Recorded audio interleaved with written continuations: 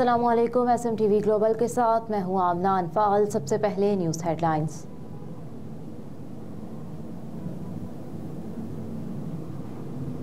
फवाद चौधरी की तमाम मुकदमात में एक साथ गिरफ्तारी डालने का हुक्म। लाहौर की इंसदादी दहशतगर्दी अदालत में फवाद चौधरी की एक साथ तमाम मुकदमात में गिरफ्तारी डालने की दरख्वास्त पर समाअत हुई। साबिक वफाकी वजीर की जानिब से एडवोकेट जफर इकबाल मंगन अदालत में पेश हुए। फवाद चौधरी के वकील ने दौरान समाअत मौक़िफ़ अपनाया कि पुलिस ने 9 मई के बाद मुख्तलिफ मुकदमात दर्ज किए हैं। एक मुकदमे से जमानत पर दूसरे में गिरफ्तार कर लिया जाता है। अदालत वकील के दलाइल सुनने के बाद 9 और 10 मई के मुकदमात की तफसीलात फराहम करने का हुक्म देते हुए फवाद चौधरी की तमाम मुकदमात में एक साथ गिरफ्तारी डालने का हुक्म भी दे दिया। सुप्रीम कोर्ट का PTI रहनुमा सरदार शहबाज सयाल के कागजात नामजदगी मंजूर करने का हुक्म। सुप्रीम कोर्ट ऑफ पाकिस्तान में जस्टिस मुनीब अख्तर की सरबराही में 3 रुकनी बेंच ने सरदार शहबाज सयाल के कागजात नामजदगी मुस्तरद करने के खिलाफ दरख्वास्त पर समाअत की। दौरान समाअत सुप्रीम कोर्ट ने इलेक्शन कमीशन के कागजात नामजदगी छपने के इज़र का नाकाबिल कबूल करार देते हुए सरदार शहबाज सयाल को इंतखाबी निशान अलॉट करने का भी हुक्म दे दिया। जस्टिस मुनीब अख्तर ने दौरान समाअत रिमार्क्स देते हुए कहा कि इलेक्शन कमीशन की मुश्किलात को हम समझते हैं। इलेक्शन कमीशन की मुश्किलात और बुनियादी हुकूक का तवाज़ुन हमने बरकरार रखना है।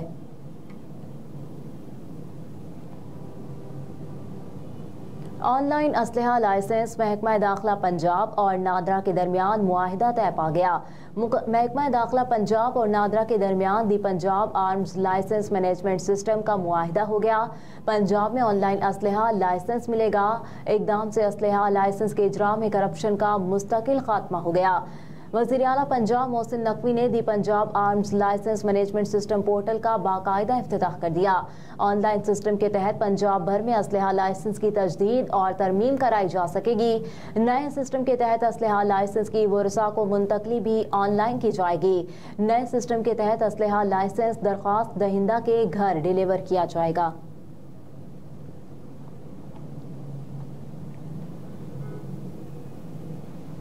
आज सामने आ रहा है कि असल चोर और झूठे कौन थे। मरियम औरंगजेब की प्रेस कॉन्फ्रेंस। कहा कि बानी PTI ने सियासत को दागदार किया, पाकिस्तानी अवाम का पैसा चोरी किया, अब इन्होंने कौमी खजाने पर डाका डाला। बानी PTI समझते थे कि ताकत से दूसरों का मुंह बंद कर लेंगे। मरियम औरंगजेब ने कहा कि नवाज शरीफ और मरियम नवाज साहिबा को जेल में बंद किया गया, किसी को अडियाला जेल में बंद किया गया। कहते थे 56 कंपनियां, साफ पानी, पता नहीं हम पर क्या क्या इल्जाम लगाया।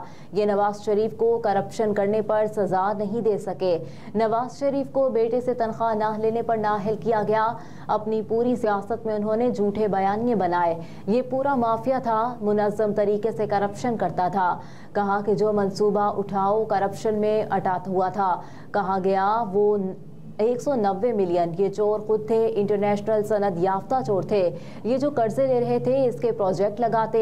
रहनुमा मुस्लिम लीग नून ने कहा कि शहबाज शरीफ की 16 माह की हुकूमत थी। 16 माह की हुकूमत में रुके हुए मंसूबे चले। 13 जमातों की PDM थी। ऊपर जो बंदा था उसने गवर्नेंस ठीक थी, करप्शन को कंट्रोल किया।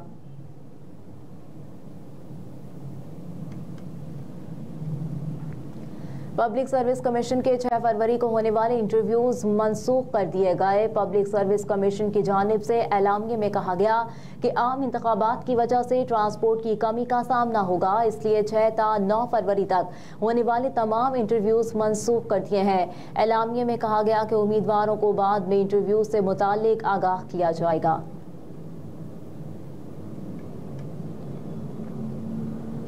बंद रोड प्रोजेक्ट की तकमील के लिए तमाम वसाइल बरूए कार लाए जाएंगे। वज़ीर आला पंजाब मोहसिन नकवी ने रात गए कंट्रोल एक्स कॉरिडोर बंद रोड मंसूबे का 3 घंटे तवील दौरा किया। वज़ीर आला ने 8 किलोमीटर तवील पूरे प्रोजेक्ट की पेशरफ्त का जायजा लिया। उन्होंने मंसूबे पर जारी तामीराती सरगर्मियों का मुशाहिदा किया। मोहसिन नकवी ने नियाजी चौक से सेगियां तक पैकेज 1 और सेगियां से बाबू साबू तक पैकेज 2 पर जारी कामों की पेशरफ्त पर ब्रीफिंग ली और ज़ेरे तामीर पुलों पर काम की रफ्तार का जायजा लिया। वज़ीर आला ने बाबू साबू टोल प्लाजा को कुशादा करने के लिए प्रोजेक्ट का भी मुआयना किया।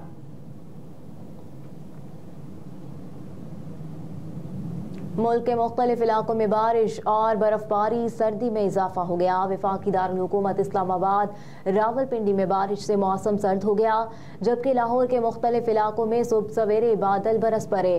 लाहौर के इलाके गड़ी शाहो, माल रोड, लक्ष्मी चौक, शिमला पहाड़ी और बागबानपुरा में बारिश हुई। मुगलपुरा, गवाल मंडी, रेलवे स्टेशन और लाड़ी अड्डा के अतराफ भी रिमझिम हुई। जोबर्जी, अनारकली, मजंग, चुंगी, अमर सिद्धू, गजुमता और काहना समेत मुख्तलिफ इलाकों में बूंदाबांदी के बायस धुंध में नुमाया कमी आ गई। मौसम का अहवाल बताने वालों का कहना है कि मगरबी हवाओं का सिलसिला मुल्क पर असरअंदाज हो रहा है, जो 4 फरवरी तक बरकरार रहेगा। सूबाई दारुल हुकूमत में 4 फरवरी तक वक्फे से बारिश बरसने का सिलसिला जारी रहेगा। शहर में कम से कम दर्जा हरारत 12 जबकि ज्यादा से ज्यादा 14 डिग्री सेंटीग्रेड तक जाने का इम्कान है।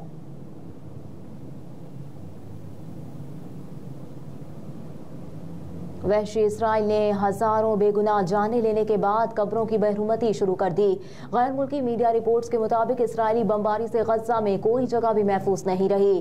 फलस्तीनी अपने प्यारों को स्कूलों और अस्पतालों के अहाते में दफन करने पर मजबूर।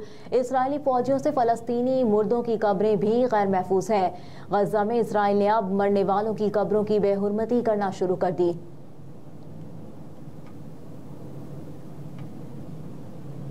डोनाल्ड ट्रंप चौथी बार अमन के नोबल इनाम के लिए नामजद। गैर मुल्की मीडिया रिपोर्ट के मुताबिक अमरीकी ऐवान नुमाइंदगान की रुकने क्लाउडिया टीनी ने डोनाल्ड ट्रंप को अमन के लिए नोबल इनाम के लिए नामजद करते हुए कहा कि वो अब्राहम अकार्ड पर दस्तखतों में अहम किरदार अदा करने पर अमन के नोबल इनाम के हकदार हैं। इस मुआहदे का मकसद मुत्तहिदा अरब अमारात और बहरीन के साथ इसराइल के ताल्लुकात को मामूल पर लाना है। अमरीकी रुकने कांग्रेस क्लाउडिया पहले भी डोनाल्ड ट्रंप को नोबल इनाम के लिए नामजद कर चुकी है। रिपोर्ट में कहा गया है कि अब्राहम की तश्कील में सदर ट्रंप की जुर्रतमंदाना कोशिशें बेमिसाल थीं। रिपोर्ट के मुताबिक कई दिहाइयों से ब्यूरोक्रेट्स, खारजा पॉलिसी के माहिरीन और बैनुल अक़वामी तंजीमों का इसरार था कि इसराइल फलस्तीन तनाज़े के हल के बगैर मशरिक़ वस्ता के इजाफी अमन मुआहदे नामुमकिन है, लेकिन डोनाल्ड ट्रंप ने इन आरा को गलत साबित किया। डोनाल्ड ट्रंप को अब तक 3 बार अमन के नोबल इनाम के लिए नामजद किया जा चुका है। और उर्दन में 3 फौजियों की हलाकत, अमरीका ने जवाबी हमले का फैसला कर लिया।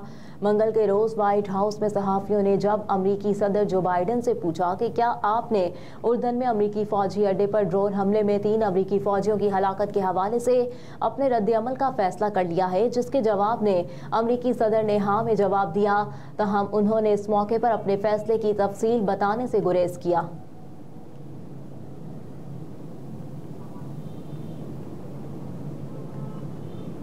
हेडलाइंस आप जान चुके। न्यूज़ स्टूडियो से फिल वक्त इतना ही। आप देखते रहिए SM TV ग्लोबल।